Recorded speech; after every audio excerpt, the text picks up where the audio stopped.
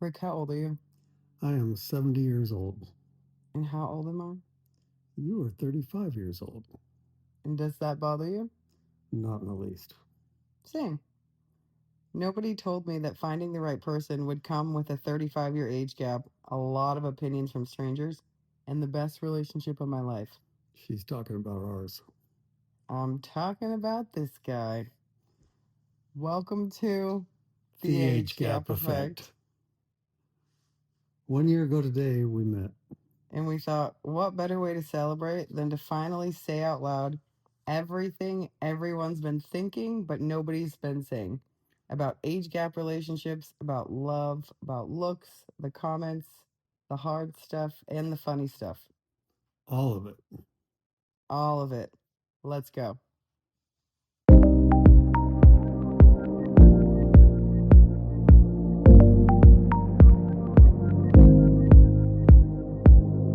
Well, I guess it's about time we explain who we are.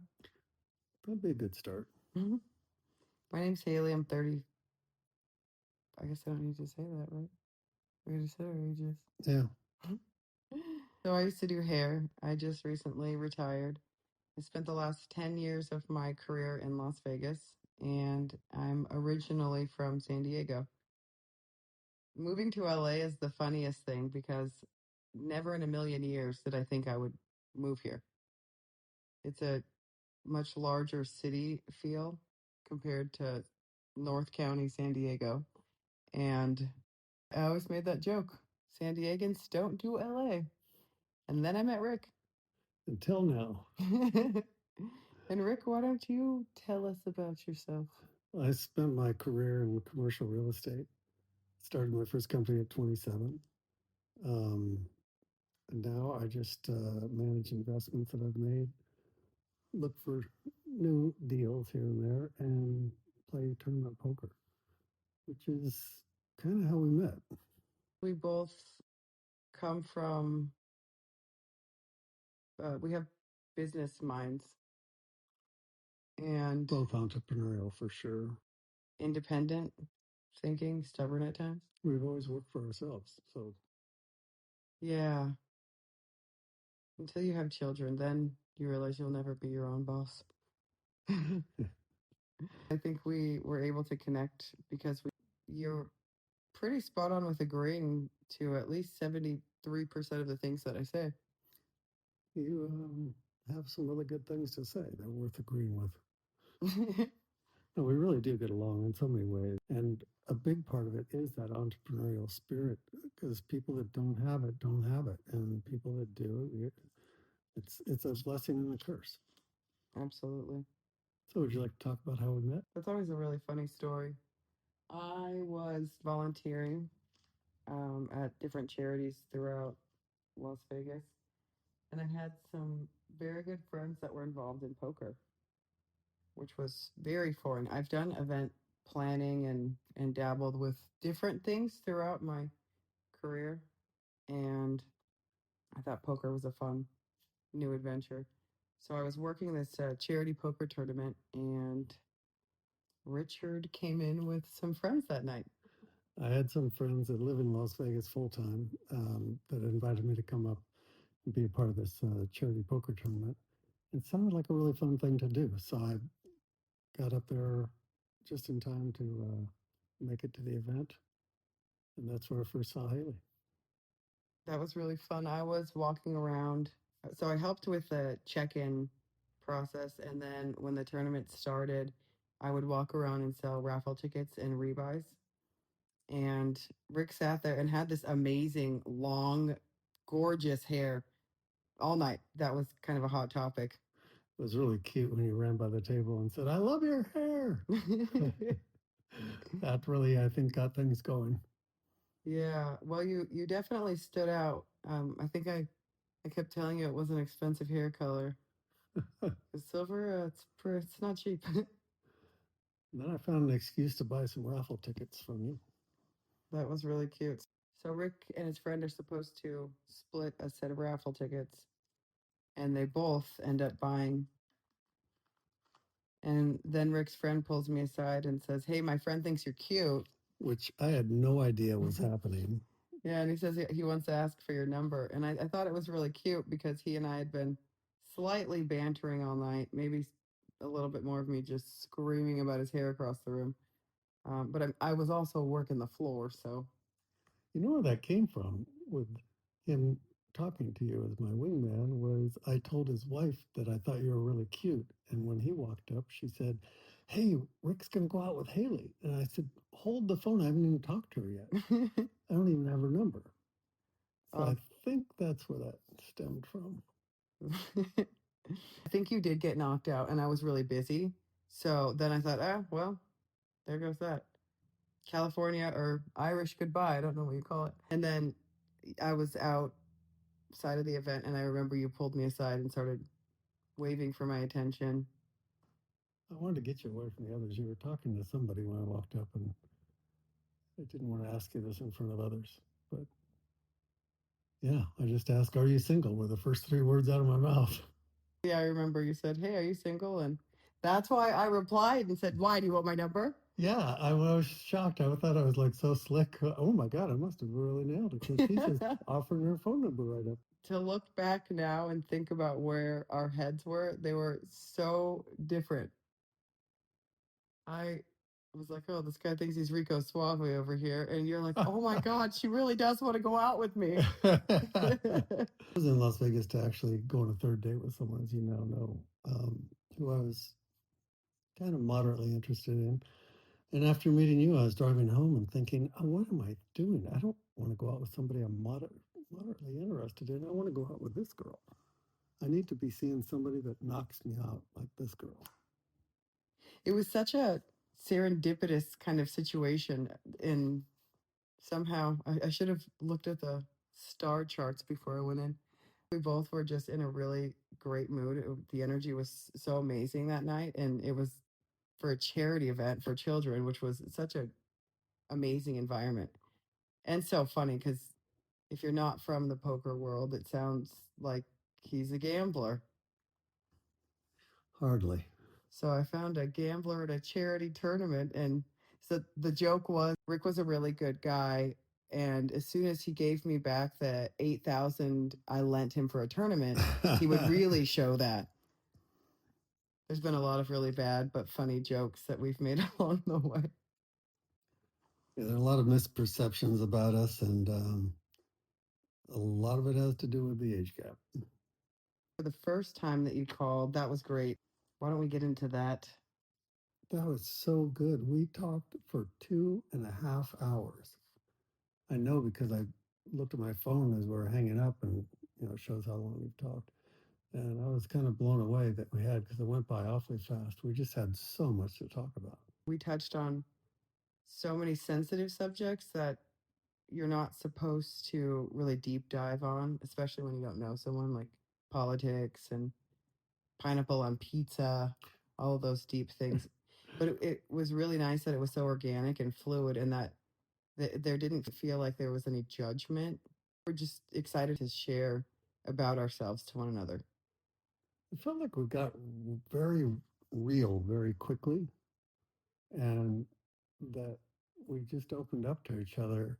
The rails were off, and there was nothing out of bounds for us to talk about. You normally don't when you first meet someone. Yeah, we went really deep, really fast. I think that's a big part of it, was that there was no agenda, and we weren't trying to impress each other. We were just speaking from the heart about how we felt about things, and if they matched up, great. If they didn't, well, not everything matches up. The first dinner that we had planned together, I'm so used to the let me just hop in an Uber and meet you somewhere. Yeah. When you offered to come to my door and pick me up, I was taken back. I was going old school on this one. I wanted to come formally pick you up, open the door, drive you to the restaurant, drive you home. I remember thinking, what in the hell is going on? I'm not even really trying to date anybody. And then this guy shows up, knocks on my door, and I think I turned pale because it was just so funny. Like, what in the hell is going on right now? It was funny when you told me later that it did kind of show my age. 35-year-old guys all meet you at the place. Well, I thought it was really cute, but it's everyone just Ubers today, and I guess I was expecting some casual. Here's some Uber fare. Don't call me again. I'm just kidding. Let's get into our first date. We make these dinner plans, and after having a 2.5 hour phone conversation, we still had so much content to go over between the two of us. Remember, they had to come to us and tell us they were about to close the kitchen. Yeah, we sat there and there was no holding back. That was the crazy part. I was very transparent about everything in my life. I was dissolving a marriage. I had a 5-year-old child that was autistic. I worked an insane amount of hours, and I think I almost tried to undersell myself because I thought, what in the hell is going on right now? I remember us laughing about you trying to scare me away, and it just wasn't working. I think that the age difference made it easier for us to just be transparent. There was no ego or peacocking involved in any of the beginning phases.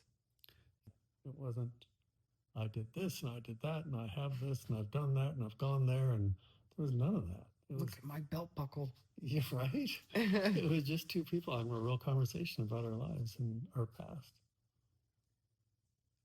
I think it was very well rounded. There was a lot of humor. It felt like we were connecting, like we were very close friends. There was also a romantic aspect to it. And I felt very comfortable from the start. It was, we just kept coming back to how comfortable we were in the very beginning. I like that we had so many random things in common, like rock hounding. Yeah, that was an odd one. That's so rare. Love a girl that can get dirty in her jeans and not worry about her manicure. That's the funny part is that you're not into camping, but you'll go dig in the dirt and look at rocks. Absolutely. As long as I can stay in a nice hotel down the road. Balance, baby. Music too. I love music. I was really blown away by your knowledge of music. It was so vast and so far into my generation, more than yours even. Like the knowledge of the Beatles, you told me more things about them than I even knew. That describes my childhood in a nutshell. The Beatles. It just blows me away. How do you come up with that fact that you just sent me the perfect song to describe what just went on Tuesday? You have a knack for Well, all I can say is, ladies and gentlemen, this part of the podcast is brought to you by ADHD. it. That probably does help you. It's my superpower and my Achilles heel. Is that what you said? Yep.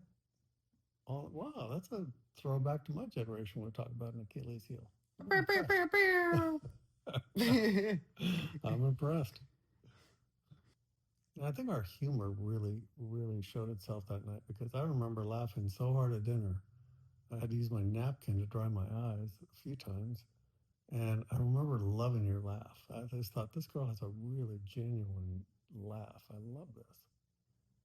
Well, I do like that because I feel like my laugh either sounds like one of those foghorns or it's angelic.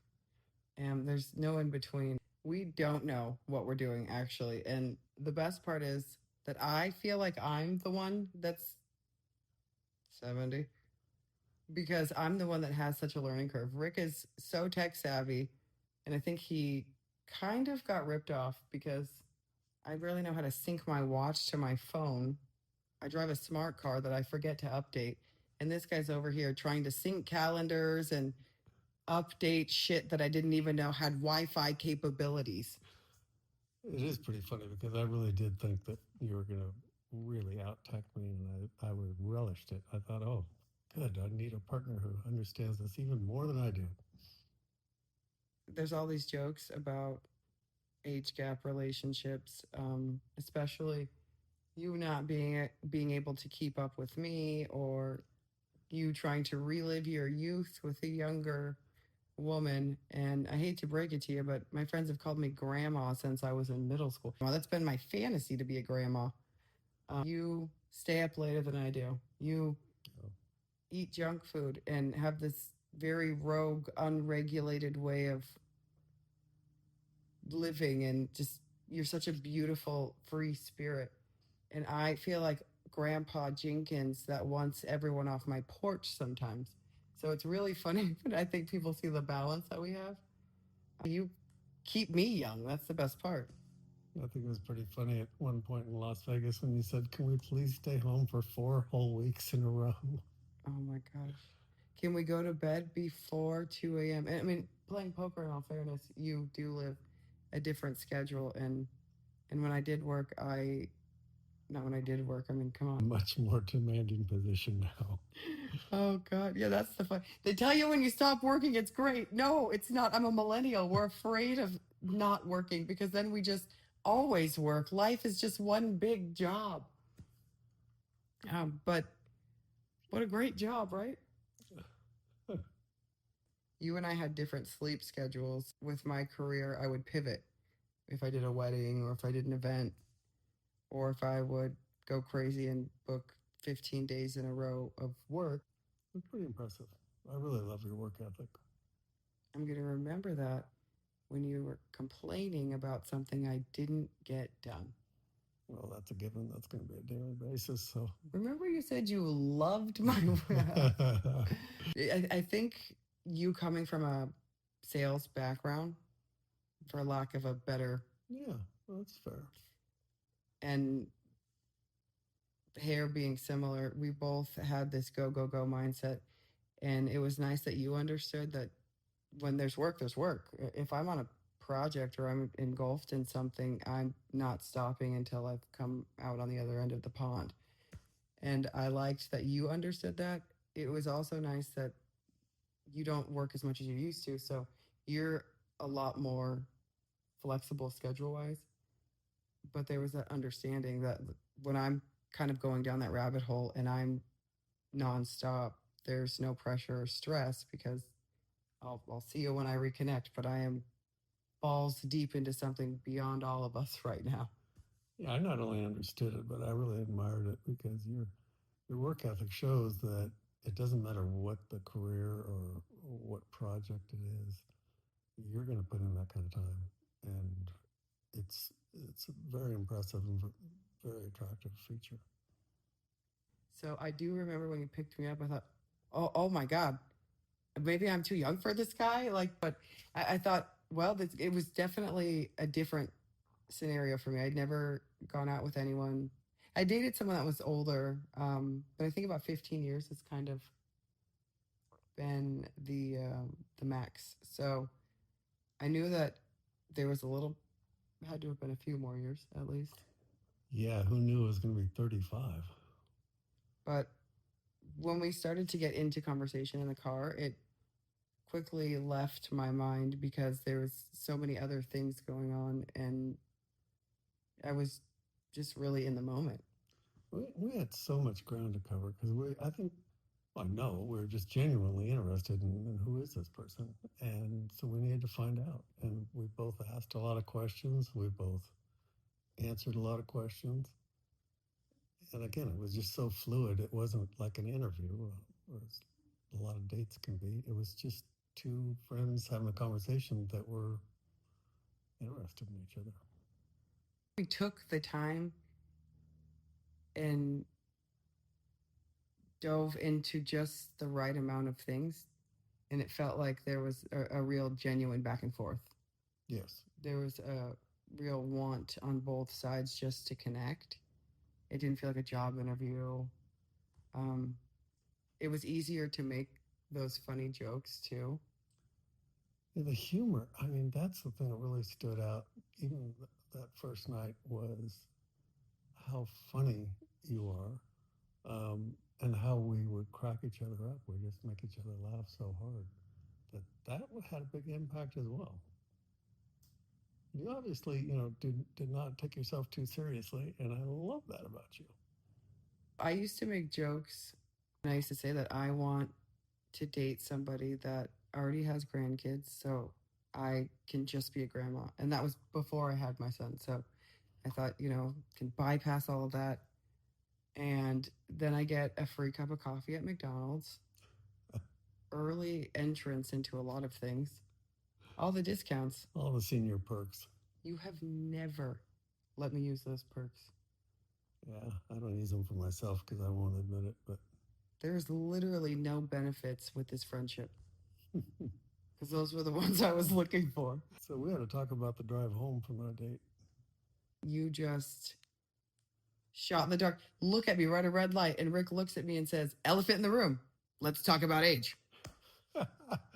Well, I think being direct is really good at times, and we had not talked about it all night.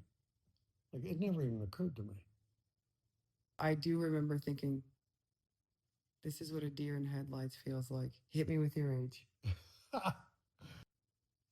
At first, I thought you were screwing with me. So I think I stayed silent, like, okay, this guy's got jokes. Do you play poker with cards up your sleeves too? Really don't look your age. And I do remember thinking there is a clear age difference here, but there's a really good connection. And I don't think that I have a specific type. I remember you said that it didn't bother you, the age difference. And I remember thinking, well, we'll see. I'm not so sure. You had asked if it was a problem, and I just said no. I wasn't really, there was no emotion, or it was just an honest no, because without all of the fluff around the situation, the connection was what I really liked. Yeah. Who cares if you're a little too young for me? I can try to get around that. There was a moment after, then I got in my head because I thought, what if not even what if you're too old for me, but what if I'm too young for you? And that's why at dinner I'd said I have a kid. It was almost like this. Yeah, you were pretty much trying to flag me off. I think it in a polite way, a nice way. I remember going home thinking, "Wow, she's in her 30s." I mean, not that I thought you were in your 40s, but I didn't really think about it. And so you telling me that you were 34 years old really doesn't get more real than that.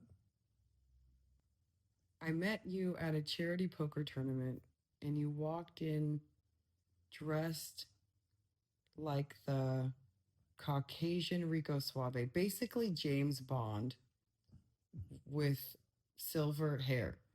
And I had never dated anyone significantly older. And so I thought maybe this is an LA thing. I don't know. Maybe. And you look like a musician. So, I don't know what Mr. Hollywood over here is. Maybe he's used to this. This is just a fun experience and connecting with someone that I really like. But then I think I got in my head because I started to think about the age difference. And I don't know, am I just like a chihuahua for you to carry around like Paris Hilton or something? And you didn't give that vibe at all. But, I think there was a minute where I thought, what are people going to think? How am I going to be judged?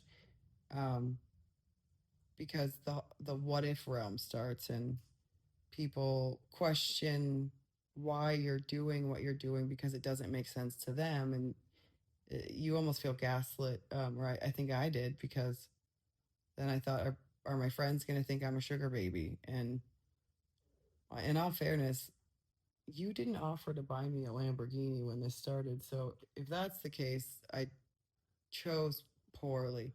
But no, there's all of the new things to break down when you jump headfirst into a completely new genre of dating.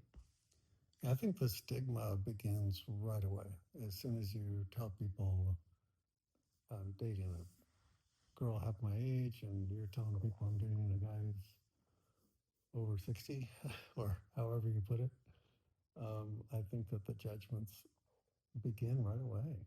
At least I've found that. We spent a lot of time getting to know each other, and I think it made it easier to work through those moments because everyone struggles with getting in their head at times. And I think I was going through such a life change already with going through this divorce and changing my career. I was thinking about quitting here when I met you.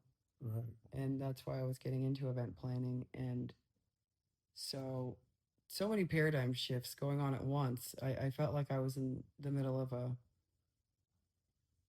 twilight zone. And then you bring on this relationship, and the connection is great. But then I think when I took a step back for a second, it's like, wow, what? It's like the end of that movie Fight Club, where they're sitting in the high rise and watching everything around them kind of explode. It was like everything in my life was burning it. I was burning it all down and rebuilding this beautiful new amazing chapter. And I think I had pockets of time where I would stop and get in my head because it was just there was just so much to digest. A lot of changes, mostly for you. I mean, my life was similar. Afterwards, it just got a lot better when we moved in together. It's been interesting because I think we've definitely been in this bubble um, of our own world where we were doing poker tournaments, traveling. I mean, in the beginning of our relationship, we were traveling every 2 to 3 weeks. Yeah. And I don't think that either of us are surrounded by yes people or friends that just pour out the toxic positivity. But I think moving in and starting to really kind of life together has brought about a lot more of those feelings or those perceptions. We've seen some of the negative pushback as we've started to life. Yeah, as we get more serious, people are taking a second look, thinking, oh my God, they thought this was a phase for both of us, I think. And since we moved in together on Valentine's Day, that was, what, 9 months after we met, something like that. Then now everyone sees that we're serious about this. We have a commitment to each other and we plan to spend the rest of our lives together. I think it's funny some of the negative feedback that we've gotten. Like you and I are blind. Yes. And stupid. And we've built such an amazing foundation just by getting to know each other. You being the age that you are, and vice versa. I think we both are on the same level of patience. You've been through things in life that have brought you to the understanding that you're at. And I've also gone through life and journeys that have brought me to my state of understanding. And there's a good balance between the two of us. A lot of people don't see that because they see the numbers, and I think they draw these conclusions before getting to know what's really going on. When our friends that were maybe in shock or disbelief really spent time with us, they could see that we do have a great banter. We're a lot like a yin yang. When one is heightened or one is stressed, the other one is calm and relaxed. And we tend to finish each other's Sentences? No, food. Sorry, meal. Oh my God, stop it. I was just going to say, I was going to correct you and say, I was going to say leftovers. That is so funny. Oh my God, get out of my head. We have a really good understanding and respect for each other. I think that was something that also kept coming up in conversation. We both have been through failed marriages, and we did talk about the woes or, the negatives, but it wasn't a big trauma down. We both got the best version of each other. And I think the respect factor was one of our best attributes for our relationship was this mutual respect that we have for each other, because we're like every other couple that's not going to agree on everything, and you're going to even get into an argument or call it a fight if you want. Even when we would get to that point where we'd argue about something, we did it respectfully. We didn't tear into each other's character. We didn't degrade each other. Once you came to the conclusion that it was usually your fault. Like things went really smooth after that. No, seriously though, I mean, it's like the respect for each other is so important. I'm sorry, my AirPod was turned off. There's nothing more important. The funny, sarcastic jokes and because I don't think we ever say anything that is ill spirited. I think we both can take jabs at each other because we have this sarcastic way of joking, but because we have this respect for one another, it never feels like you're attacking me or trying to degrade me in any way. Right. He's got more stealth when it comes to the way that he just lays a joke out, and I am a little bit more of a like a multi-level marketer with the bold approach. And so he'll say things and you almost have to pay attention because he'll slip something in. Like you catch me off guard a lot because I don't expect you to say something or it's slightly under your breath. And then I will just start cracking up in public and not everyone hears it sometimes. That's the best part because then I look like a psychopath and Rick's like, bitch, when he walks away or something, not at me, but like about something. And it's so funny to me. Yeah, we really do make each other laugh. I've never laughed so much in any relationship I've ever had. I know that for a fact because I was there for all of them. We laugh all the time and it's not just a funny cackle. I mean, I'm crying at least once a week from Rick's humor, by the way. I was going to say crying, laughing. Let's be specific. Just laying on the floor crying. No, I love how we even take horrible situations. Remember that drive from LA to Las Vegas? It took us, God knows what, 9 hours or something for a 4.5 hour drive. And we even managed to have fun and laugh. And we were stuck. And what are you going to do? There's a huge accident, you're stuck. And we just really made the best of it. I love that. I think laughter has been one of the like foundational. I don't understand your real estate terms. It's our own love language to each other, I think. It's a new love language, humor. It's a beam. There you go. It's one of the beams of the house. I'm just kidding. I don't know.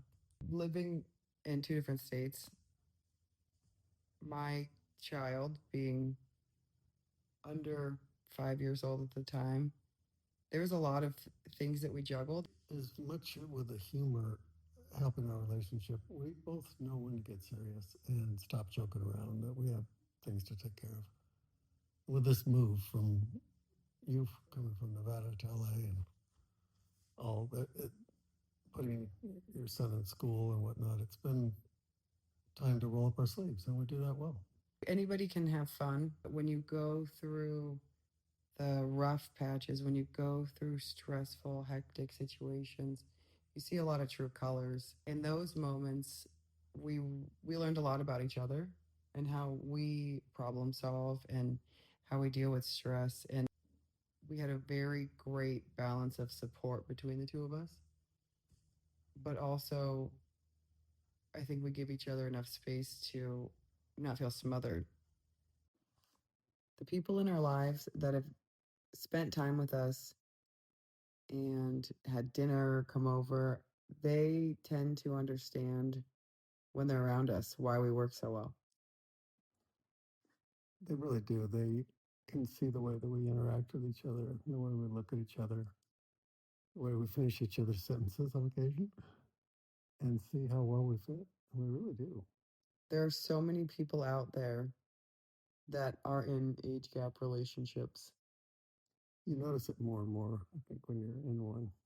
Yeah, we're not special. There are dozens, which is great. I think it's amazing that we're not the only crazy kids on the block that realized that age really is just a number at some point.